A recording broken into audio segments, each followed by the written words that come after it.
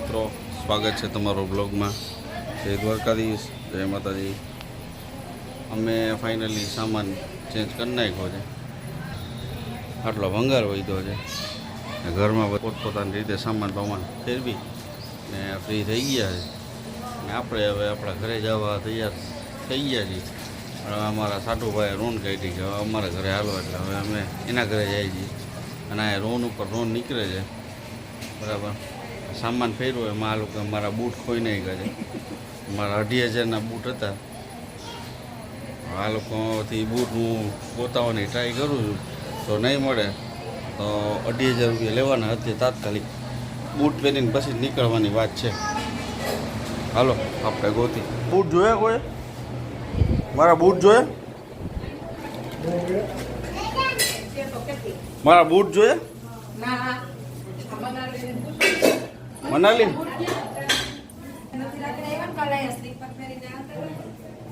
યાર, બૂટ તો હોય કે નહીં? આ એકાદા બોક્સમાં મારા બૂટ ને નાખી દીધા ને.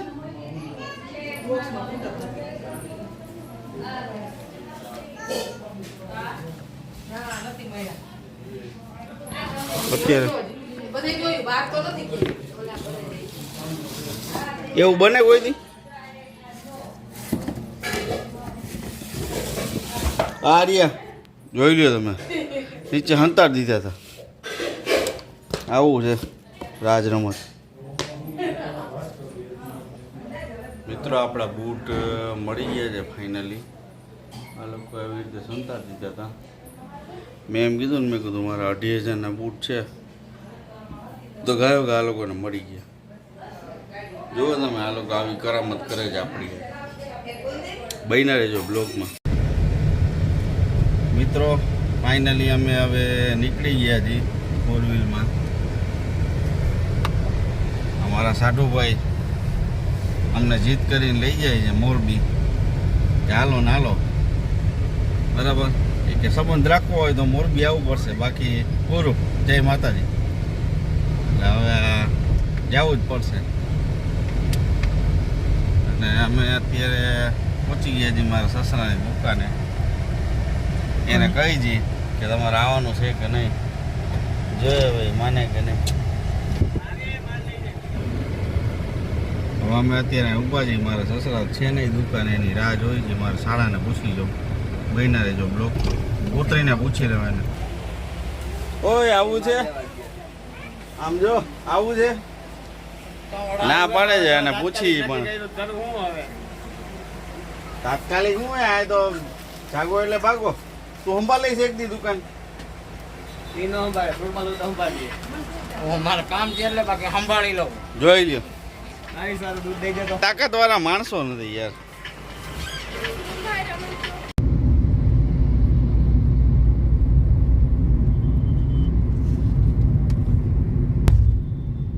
અમે નીકળી ગયા છીએ મિત્રો રાજકોટની બહાર. હાઈવે પકડી લીધો છે.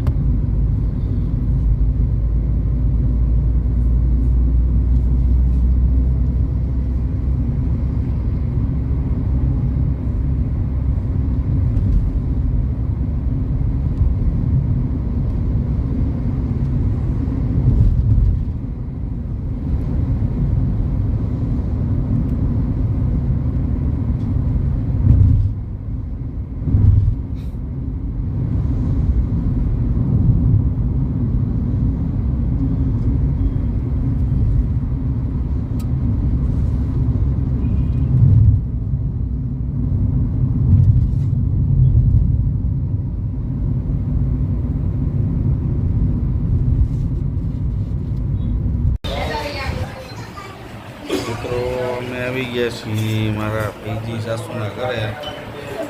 અને મોરબી પહોંચ્યા છીએ.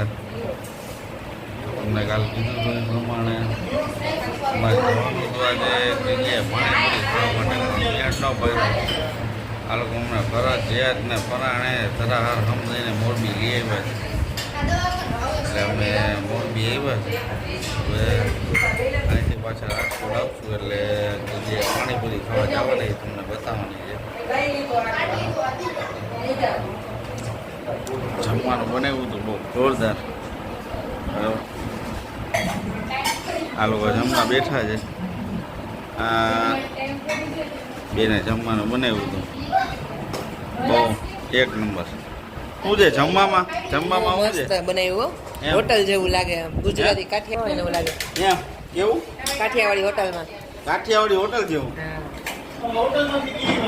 ગુજરાતી કાઠિયાવાડી હોટલ જેવું જમવાનું બનાવ્યું છે. એક નંબર એમ. ફૂલ મોજ આવી ગઈ. અને આ લોકોના ઘરે પવન ગતનો બહુ જોરદાર આવે છે આ બાજુથી પણ આમાં છે ને મને એક વિચાર આવે છે આ લોકોના ઘરે છે ને આમ બધા રસ્તા સળંગ છે આમ. જો મારા વાળ જુઓ તમે જોઈ શકો છો આમ કેમ ઉડે છે બાકી પવન છે એક નંબર આમ નામી. અને અત્યારે મેચ ચાલુ છે બેઠા બેઠા.